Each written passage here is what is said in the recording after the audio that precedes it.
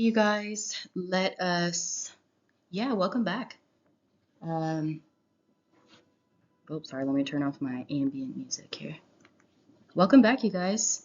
Go ahead and open your sketchbooks, please. New page. We're going to talk about color. We got a lot to cover today since I missed a day this week, so sorry. But this is good so that we can get it all in one lecture. So open a new page, your sketchbook, please.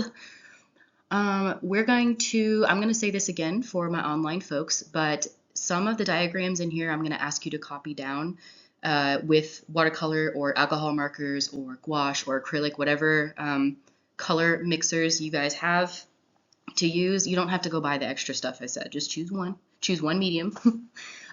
Some of the diagrams I'm going to ask you to copy down are very, very beneficial, but they're not a part of your sketchbook projects or your main projects, so they will be counted as extra credit, and I'll give you guys more information on that. But feel free, in-person folks, if y'all want to take a picture of these, excuse me, if y'all want to take a picture of the slides, I'm also going to post it on D2L after. Online folks, if you want to pause it or, of course, return to this video later, y'all can copy the diagrams that I will tell you about. Don't worry. Don't just assume. Don't just guess on which ones. I will tell you which diagrams to copy down in your sketchbook because I think a lot of them will be pretty beneficial, I think. When I learned about cyan, magenta, and yellow as the primary colors instead of red, yellow, and blue, I was shook. I was very surprised. All right, so let's get started. You guys already know color immediately attracts our attention. This is probably one of the lectures that everyone's most excited about. I say excited because it's fun. Anyway, but even as kids, we are attracted to color. When we're like children, like preschool age, we will always psychologically, we'll always group objects together by color first, and then maybe we'll evaluate the size and the shape later. Well, why? Why? Because color has a lot of emotional power. It's connected to our emotions. And so artists and designers will carefully select color palettes to support the moods or emotions of each of their projects. So I'm sure you can think of examples of the impacts of color in your life, right? We all know about the red, yellow, and green traffic lights and how emotions are attracted to those, or attached, to those, right? Is there any former angsty teenagers in here that wanted to paint their bedrooms black? Yeah, I knew it. I knew it. We won't go too much into that, but you know what I mean. Let's see. On a larger scale, think about the colors that you see around this building at Lone Star College. They're mostly neutral. Of course, we got a couple of feature walls that are navy blue, maybe some red, our school colors, right? But they're quite institutional, pretty neutral. And they are conceptually chosen so that they don't distract from learning or administrative duties. It kind of keeps everyone on focus. Each color is a decision. Just remember that. Write that down. Each color is a decision. Someone made a decision about that color.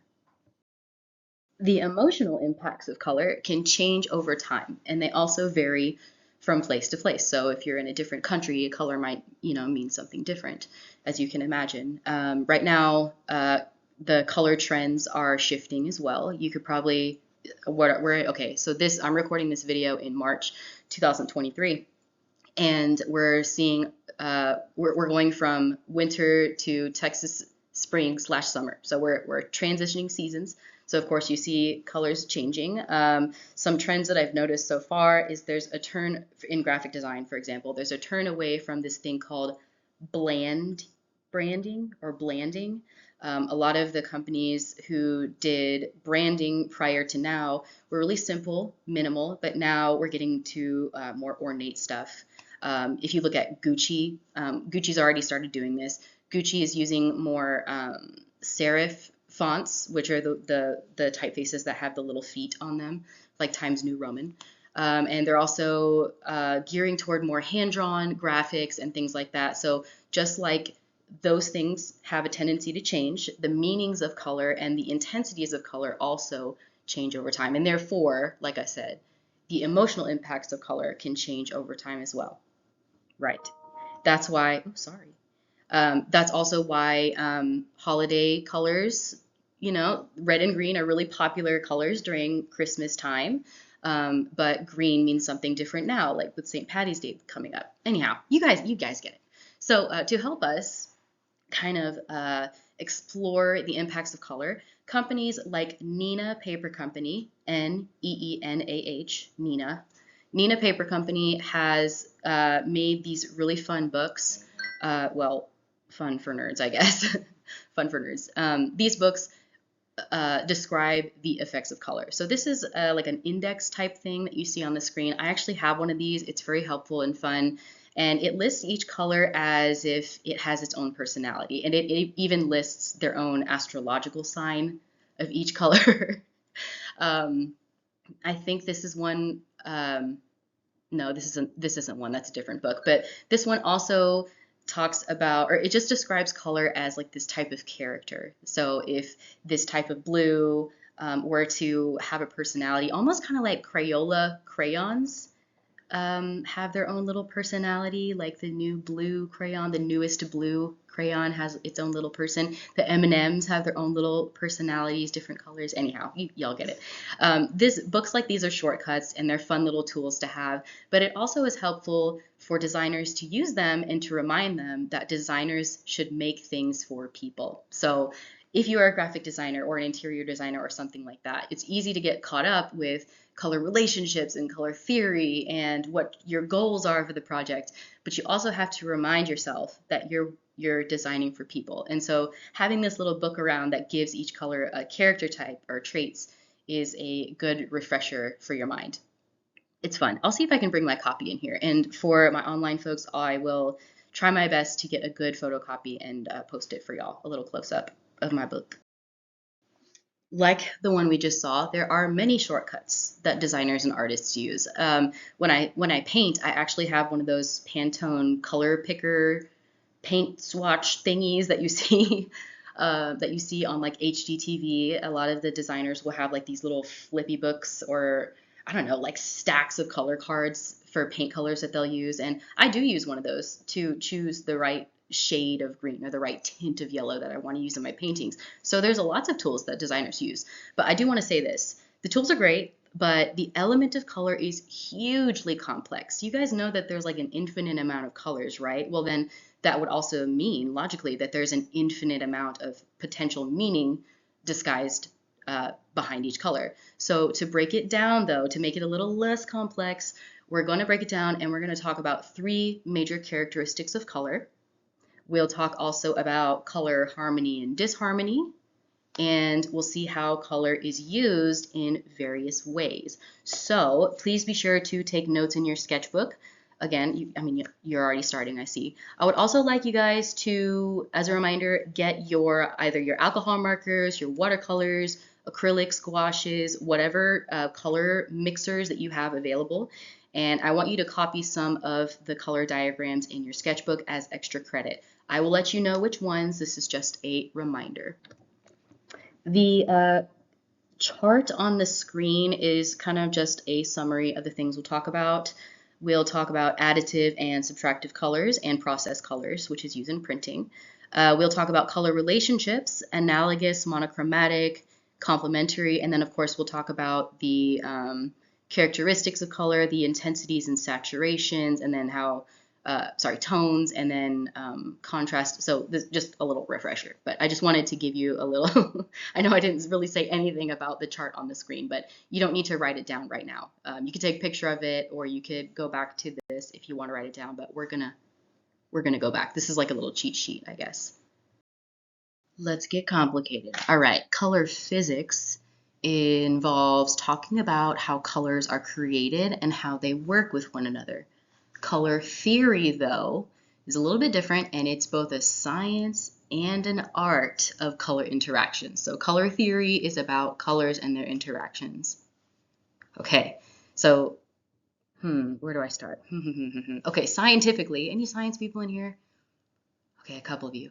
You'll understand what I'm saying. I won't sound like a crazy person. Okay, scientifically, you guys know that colors are made of wavelengths. I am so sorry. I don't know why that notification keeps coming up. Sorry, guys. I'm sorry if it's bothering you. I keep trying to turn it off, but I don't know how. Anyway, okay. Colors are made of wavelengths, And these are used to measure and classify those colors. I'm sure you guys have all seen a color scale, maybe in science in high school. Further, chemists will work with molecular structures, dyes, pigments, and they'll work out the transparencies and opacities of colors, consistencies also, to make them usable in real life.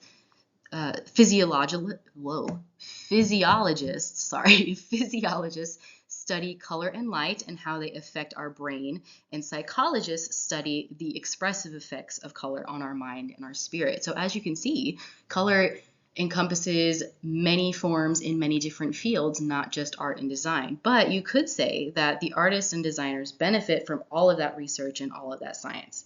Not like stealing. We just use it in a different way. We combine all of those areas of knowledge, and we need the sciences. We need that, or else we wouldn't have any innovation. We'll have very little innovation in the way of pigments, solvents, materials, technologies of color, anything like that. So the sciences are very beneficial to us designers and artists, and we can give and take with all of those fields. So let's talk about color systems now. The two that we're going to talk about today are additive and subtractive. Write those down and make sure you do your best to define them because they do get a little complicated, but I'm going to give you something that I use to help me remember in just a sec. But I want to pause quick and talk about the extra credit sketchbook assignment if you wanted to do it. So these two diagrams that you see on the slide are some things that you can copy into your sketchbook if you wanted some extra credit. I will say this, to get credit for this particular one, I want you to do color mixing instead of coloring in for the subtractive color mixing diagram, which is the one on the right. What you're going to do is use a transparent medium, so watercolor, alcohol markers, or watered down acrylic paint. Don't use gouache for this one if you can help it. You're going to use transparent or semi-transparent colors to literally paint the circles. So you're going to start and paint a cyan colored circle, let it dry, paint a magenta colored circle, let it dry, and then the yellow colored circle and let it dry. So you're basically going to copy the diagram, but make sure you allow for some dry time in between colors because you don't want the colors to bleed together. You want to keep those crisp edges if you can help it. I'm not looking for perfection here. Of course, it's just an extra credit assignment. I just want you to get a feel for how subtractive color mixing works, and we'll talk about the differences. Now, when you copy the additive color mixing diagram here, you are probably going to have to color in some of the circles because, how are you going to make white with transparent paint? You know what I'm saying? You can try if you want to, but yeah, you can color in for the additive one. And toward the end of this presentation, I'll talk about, for you online folks, I'll give you guys how many extra credit points you can receive for these little extra credit sketchbook assignments. And then for my in-person ones, I'll give you the handout after class today, okay? All right, so back at it. Two color systems. One is additive, the other is subtractive. So let's look at the additive one first. This additive color scheme is also called RGB, which stands for red, green, blue.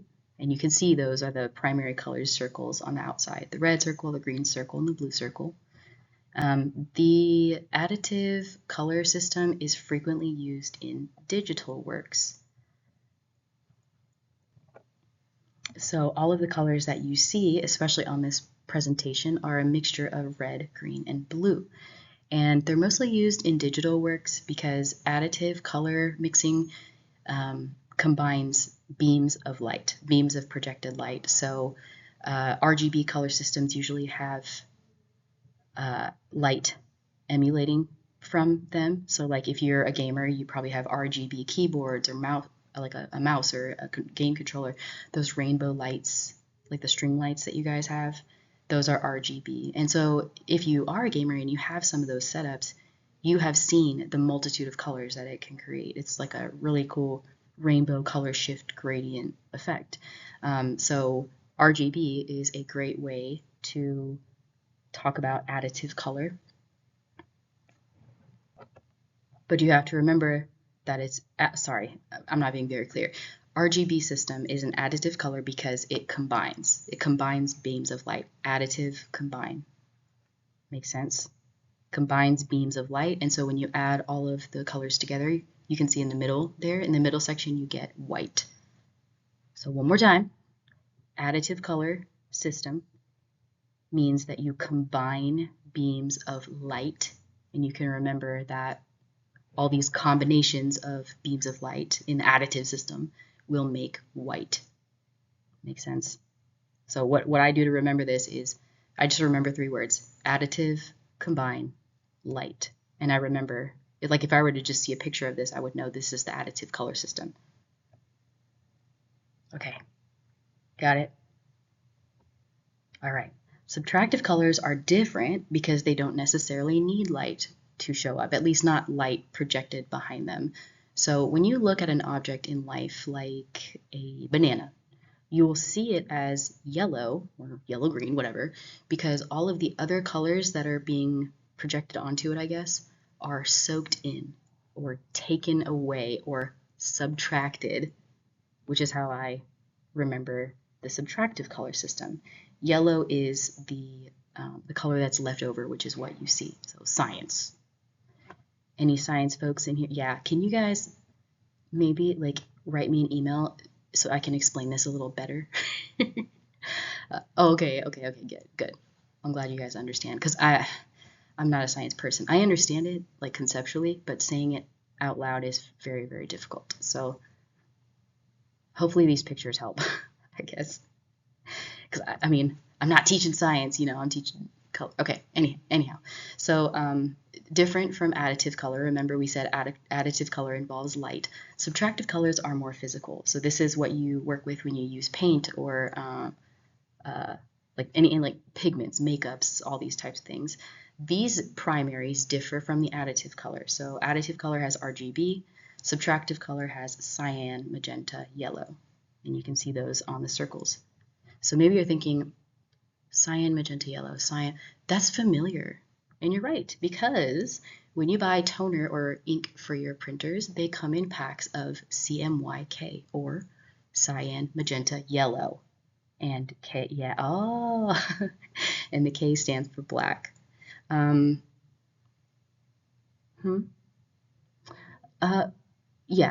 the black is there. Sorry, online folks, someone asks if black is a primary color. I'm going to say no. I'm going to say that the answer is no. The black is there for processing. So when we talk about subtractive color and CMYK, this is called like a process color.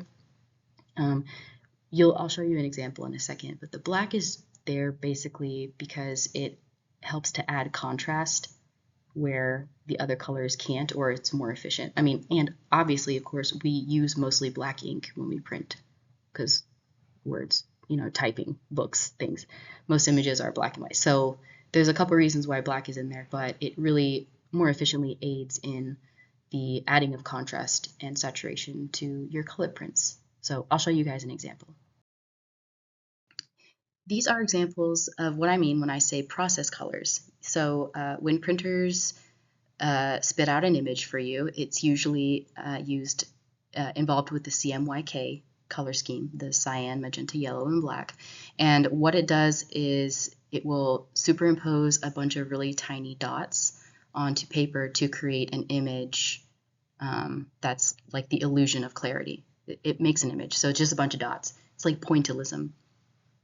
So here are some of the breakdowns. In box A, box B, and box D, those are cyan, magenta, and yellow dots all by themselves. So you can see that they're like silhouettes. They all look a little bit different. So like the right edge on the cyan box is very solid. It's like filled. And then in the magenta box, it's not as solidly filled. You can see that really well. And then so when they're laid on top of each other, when all 3 of those are laid on top of each other, you get a really great effect. So in box C, you see the magenta and the yellow layer on top of each other. And of course, what does it look like? Red and orange. So there's your, if you harken back to your subtractive color, yellow and magenta make red. And then when you add cyan to that, you also get another range of colors, which is like the purples and the oranges and the greens. So then, okay, so yeah, now look at box E and box G and F, so the bottom row. Box E is a fully colored image, right? You can see the yellowish of the bones on the skulls. You can see the reds on the fruits and flowers and things like that. But when you add black, this is what I was talking about. The black dots really, really, really enhance a printed image. So doesn't have to necessarily do anything with the primary colors of the CMYK. I know I just mentioned it earlier. Here is the close-up. This is just a detail of a print by Audrey Flack, a very famous artist, and it's called Wheel of Fortune if you want to look it up. But see the little dot patterns?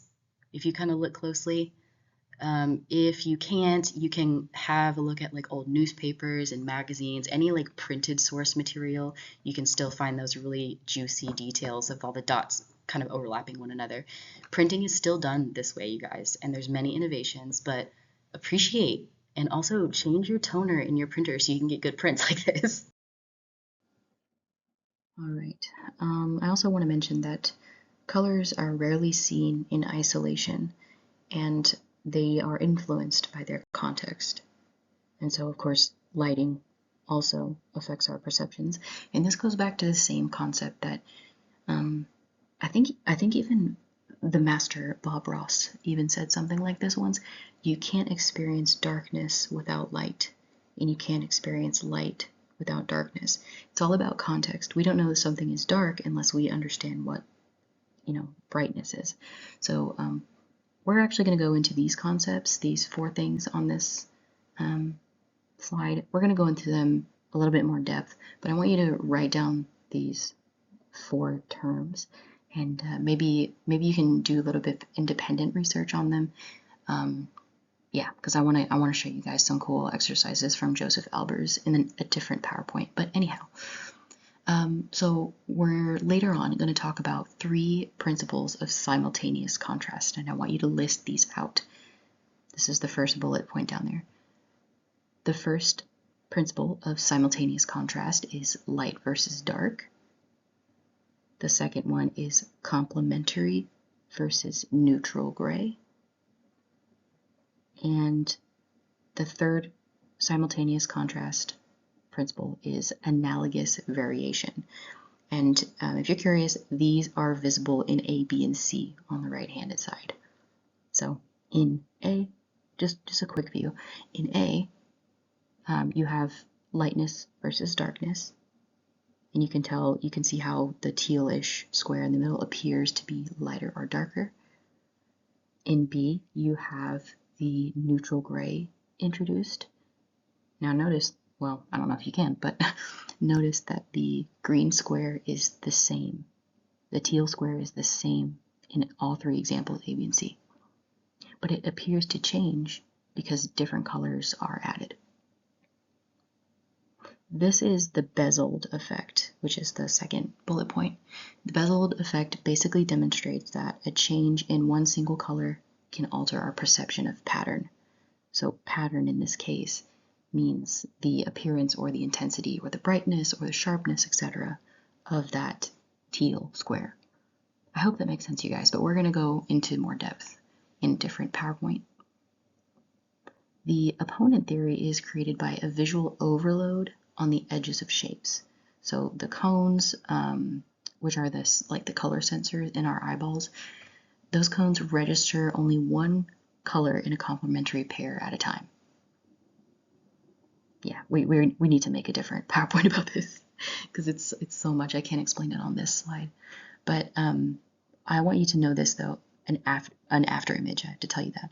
The after image is something that's created when you stare at something for a really long time and then you stare at something that's blank. This is often something that happens when you get like spots in your eyes from driving at night. All those headlights passing by they give me those things. Maybe I'm just old or I need to get my eyes checked, but I don't know. It also happens if you stare at we'll say like a post-it note or a neon flash card, index card or something, and then you look at something else and you can see like a ghost image of it. You can practice this with the bottom right image. If you stare at that square, the red square in the white box, for a long time, and then you look at the next blank white box next to it, you'll see like a brief ghost image of that square. That's the after image. And yes, artists do use this. They utilize this. It's so cool. All right. Now the interesting part. Definitions. So physicists, painters, philosophers, all of these have designed many systems to organize hues. And as we can see in Johann Itten's 12-step color wheel, which is below, a combination of two adjacent primary colors creates secondary colors. And so adjacent means next to each other. So if you look on that top middle diagram, red and yellow next to each other creates that orange triangle. Yellow and blue creates that green triangle, and red and blue creates a purple. It's supposed to be purple, but it looks like navy blue to me. Anyhow, what else? The mixture of secondary colors, which is orange, green, and purple, the mixture of those and the adjacent primary colors creates a tertiary color. So you have the primary colors in the middle triangle, the secondaries in that little hexagon shape, and then the tertiary and all of the colors, all of them. The tertiary colors are in between in the band, the circle band. Does that make sense? I know I'm not describing this very well. I wish I was with you in person so I could point at these things. Anyhow, three-dimensional color systems provide examples of changes in color value and intensity as well as hues. Three-dimensional color systems are fantastic. There's this cardboard globe thing that you can get online. I don't even think it's on Amazon yet, but it's a globe, like a puzzle globe that you can put together, and it shows you all of the tints and shades of colors. It's like a 3D color. It's super cool. I'll see if I can find a link if you wanted to buy it. I want to buy one, shoot. I'll see if I can find it and post it in detail. And then we'll also talk about temperature, color temperature, that refers to the heat that a color might generate, both physically and psychologically. Yes, it's real. Color temperatures also create the illusion of space. Warm colors like red and orange and even like a warm green can advance, while cool colors tend to recede. And this is what you see in like pictures of a mountain range at sunset. As you look farther away in the distance, the mountains appear blue or purple. Those are considered cool colors. And then of course everything closer to you is warmer. So again, we're going to go over the color wheel later, but I just wanted to give you an introduction. Let's talk about intensity real quick.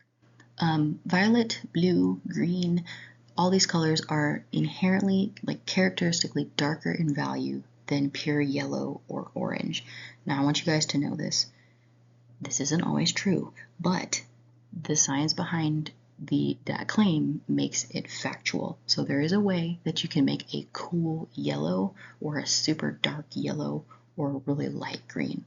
I mean, I'm sure you guys picked up on that, but in general, we'll say that violets, blues, and greens are characteristically darker in value than general yellows and oranges.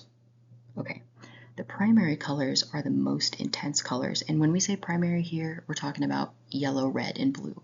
Don't get confused by that cool YouTube video that I showed you with that really super intense lady, but for lecture purposes, we're going to talk about primary as red, yellow, and blue, which are, again, the most intense. And the intensity generally diminishes when colors are mixed. So we're going to look at a couple paintings where the intensity goes away. Yeah, let's just go to it. Well, I have changed my mind. We were going to look at some paintings, but I don't want to overwhelm you guys. So we're going to do it in the more in-depth, hopefully shorter PowerPoint next time. Okay, so just relax and take this in as an introductory presentation. So we're also going to talk about, today, we're going to talk about color scheme and the 4 color schemes are listed and pictured here in these diagrams. The diagram on the left is a monochromatic color scheme, and it is, to me, it's very obvious. Mono, there's one color. There's one color pictured here. So if you, or maybe if we do a monochromatic project, you'll see this, you'll discover this. But it's pretty boring to create a painting or a design that's based on one color. So you could use the blue-green color that's pictured here, and then just use lighter versions of it or darker versions of it by mixing like black with it. There are better ways to mix a darker color, but one of the benefits, though, of making a monochromatic design is that it offers a very high level of unity.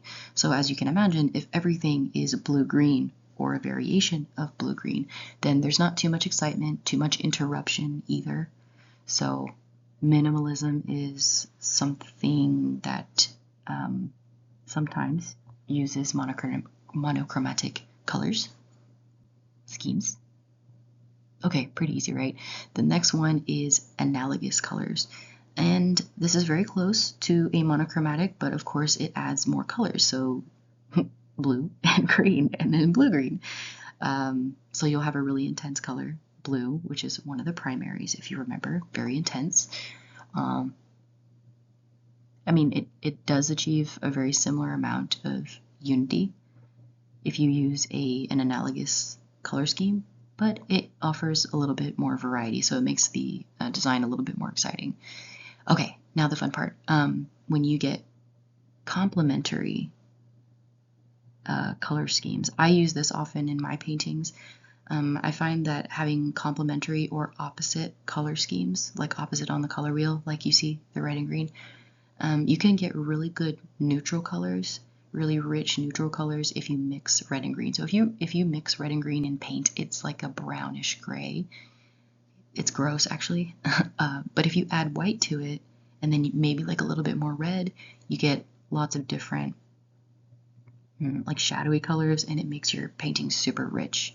It's better to do that than to mix black, like red and black. If you want to make a dark red, you wouldn't mix red and black. You'd have a better dark red, like a more realistic, readable dark red if you mix red with a little bit of green. I know it doesn't make sense. You'll have to do it to see, but anyway. So when, like I said, when these colors are mixed, it creates like browns, but it also lowers the intensity of the paints, of the colors.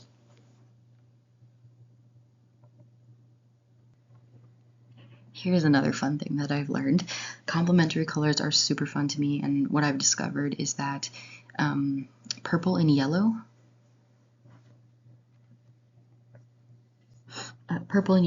gives artists the widest range of values, so you can create lots of in-between colors by mixing purple and yellow, probably because yellow is like one of the lightest and most intense colors on the color wheel. And oh yeah, orange and blue, that's one of my favorites to use. Orange and blue gives you the widest variation in temperature. So blue is like the coolest, like temperature color on the color wheel, and orange is a pretty hot, like warm color.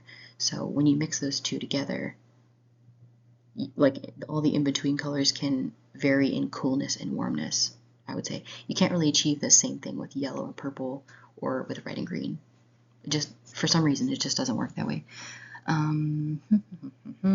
Red and green, though, I would say are the closest in value. So if you were to take a black and white picture of these red and greens, they'd be pretty much the same gray color. But if you did it with a black and white picture of purple and yellow, the purple would obviously be like a darker gray and the yellow would be a lighter gray. I hope that makes sense. It's so hard to do this without being there in front of you.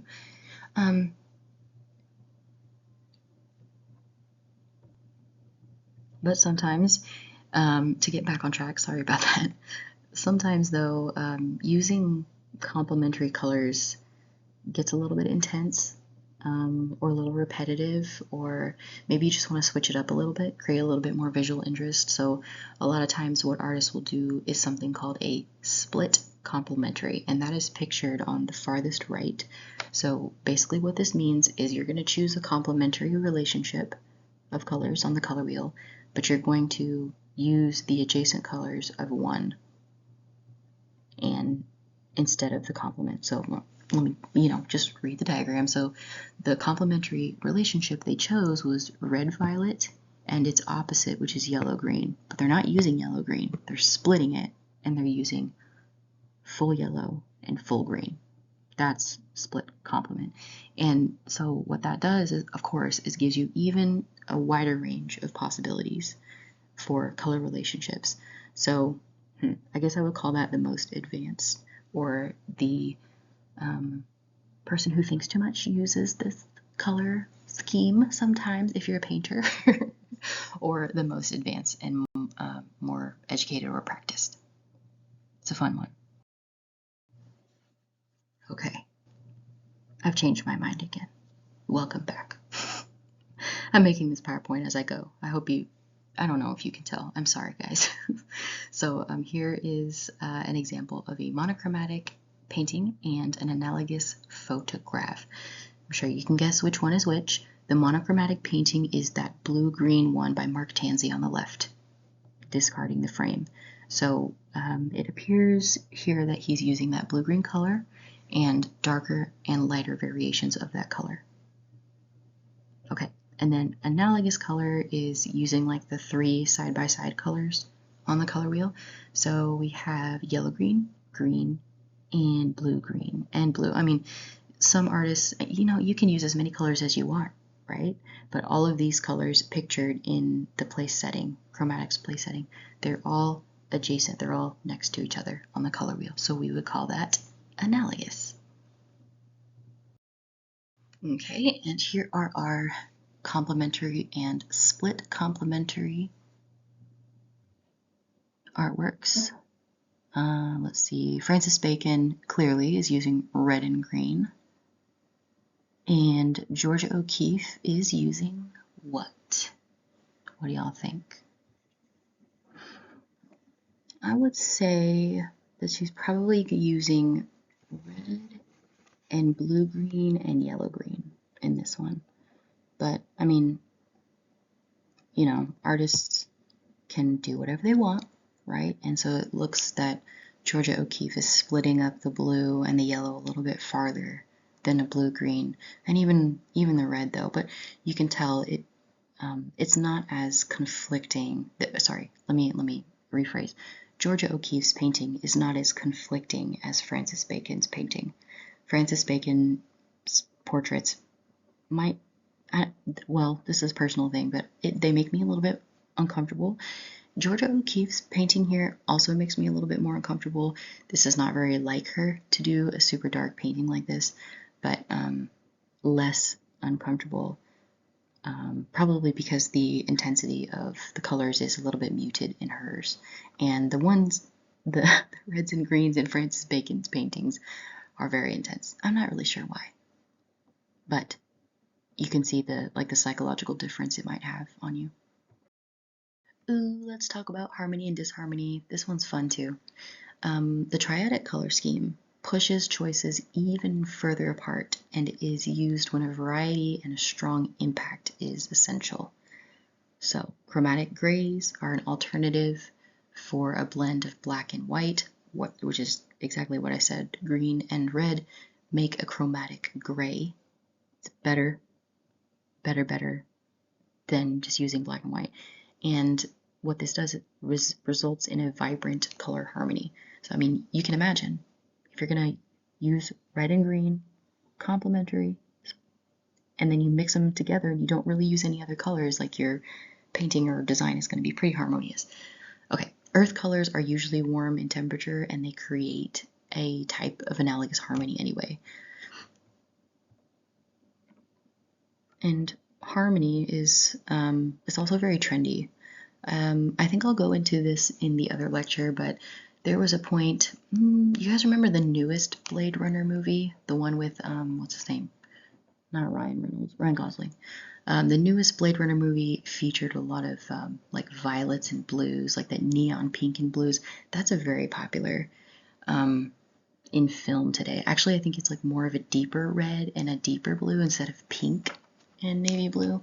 But anyway, it used to be green and orange or green and red split complements. They're subtle in film because they're used with light and stuff, but they do change. They're trendy. These color combinations are trendy, but they do create harmony, especially with light.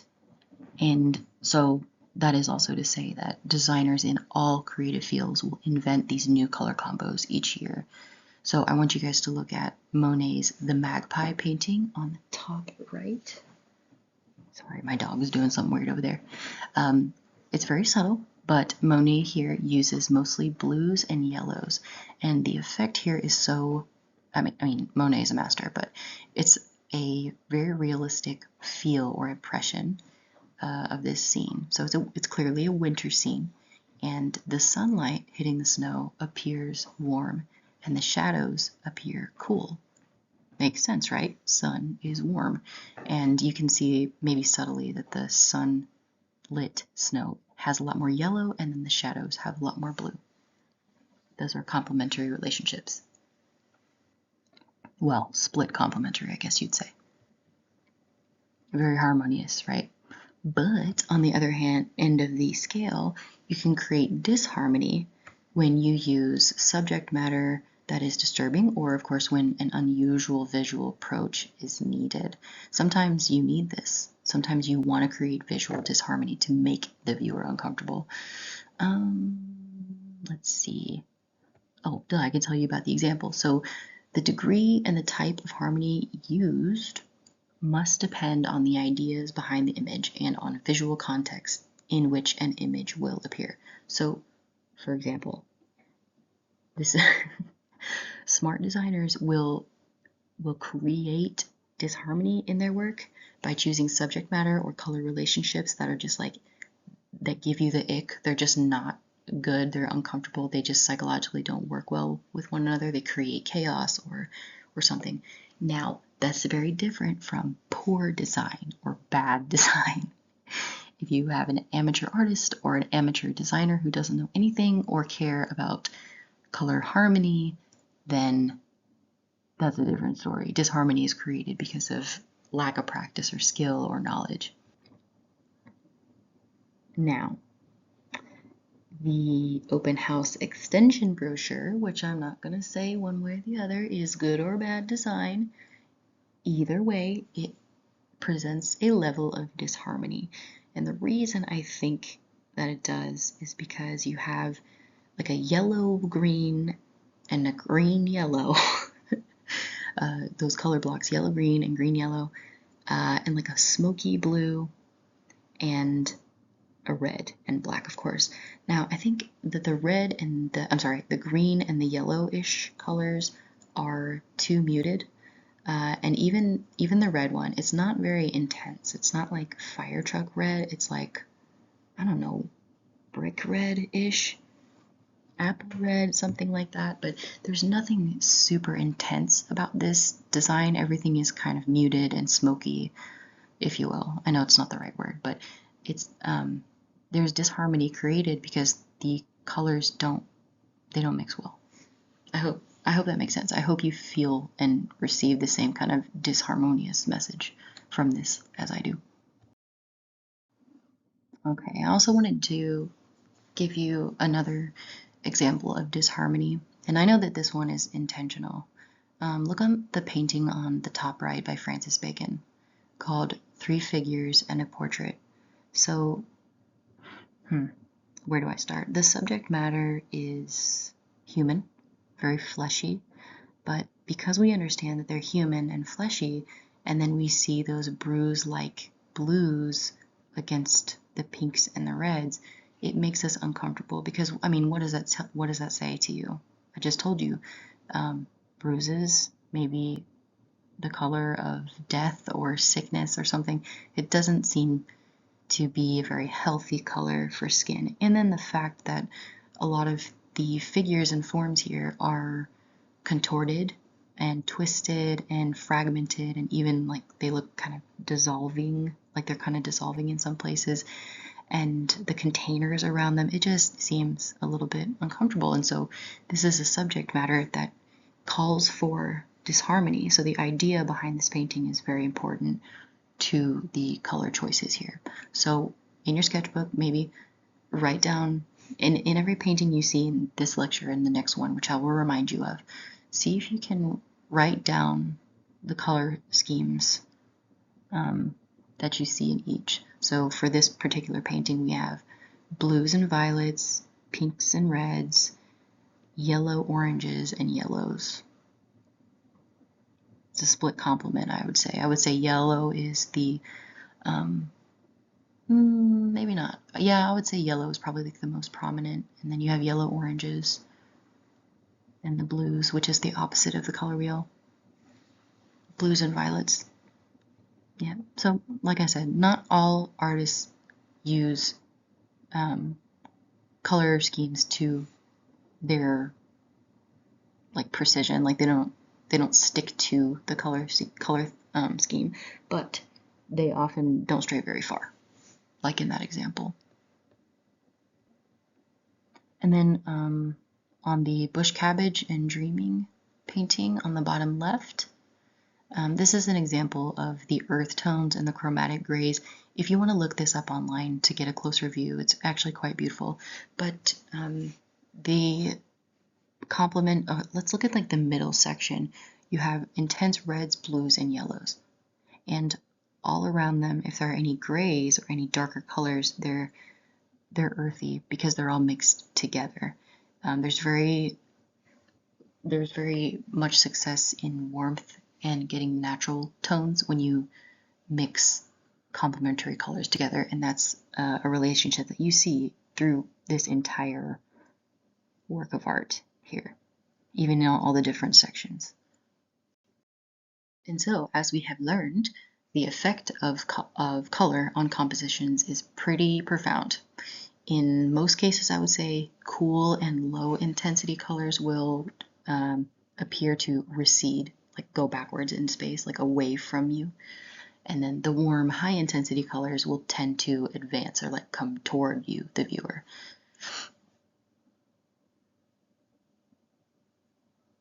The painting on the top right is something you guys probably recognize. It is a painting about the story of Icarus, who's the Greek mythological character.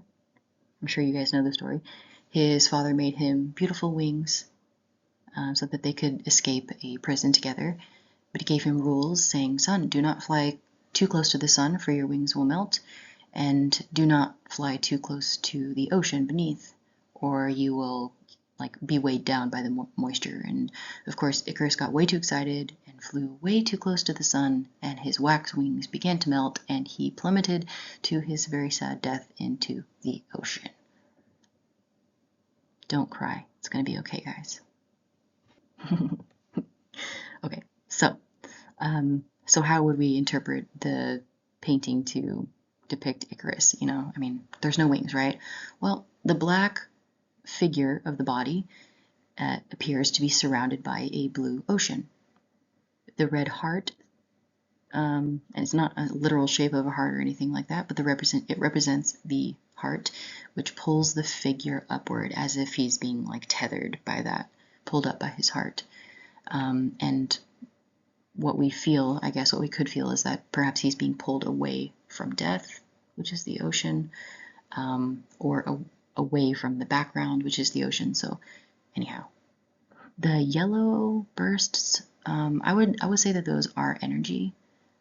Maybe an impression of what it feels like to fall and panic. Maybe they're birds trying to get out of his way. But it gives, you know, a little bit of variety to the composition, which is great, but it also gives some more excitement and meaning to the myth. And these other examples can also embody the successes of color schemes that are maybe a little bit different from exaction on the color wheel. If you look through them, you can see that even disharmonious colors, even if they're paired well, they can work together. I would say that that example is in the middle. the disharmonious colors working well together. You can distribute color evenly, and it can create a unified and even a vigorous composition. And I would say that, oh my goodness, I didn't give you guys the painting names of these. I'm so sorry. We'll have to go over them again. And I would like to show you all close-ups, because the barn on the bottom left is, I know it looks white, like stark white, but gosh, there's so many different purples and blues in there.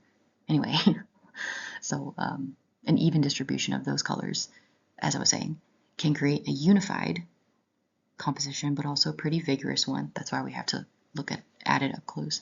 And then graphic designers out there, you guys a lot use proportional distributions of color, and that's another way to harmonize seemingly incompatible colors, and that's visible on the bottom right,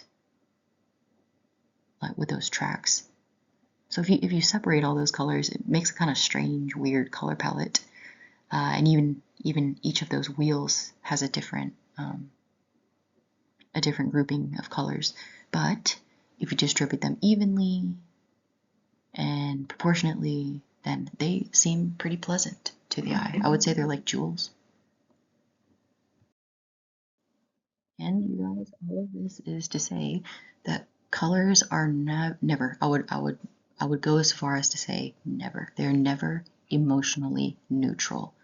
A dominant color or a color key can brighten physiological handlings as well as compositional impact. I would say color is in fact that powerful. It can be used to represent reality or to heighten emotion. Color meanings vary very widely from culture to culture, as you know. Some colors, or in some cultures, colors symbolize spatial location and geographic direction. The Kachina doll, which is pictured in the middle here, represents Butterfly Maiden, who is a benevolent spirit. The red represents a southward direction. The white is east. Blue or green is west, etc. So you can imagine how an entire culture who would understand that these colors have a particular representation of direction would find leadership qualities in this Butterfly Maiden. Color and value also have unique strengths. It can increase the power of a given shape, it can shift compositional weight, and it can also create a focal point. It can enhance the illusion of space, it can also suggest volume, and of course, again, heighten emotion. Well-used color is one of the most expressive elements and successful elements of art and design, and it really can make or break your composition if you let it. And so with that, my friends, head back to D2L and start your project 2.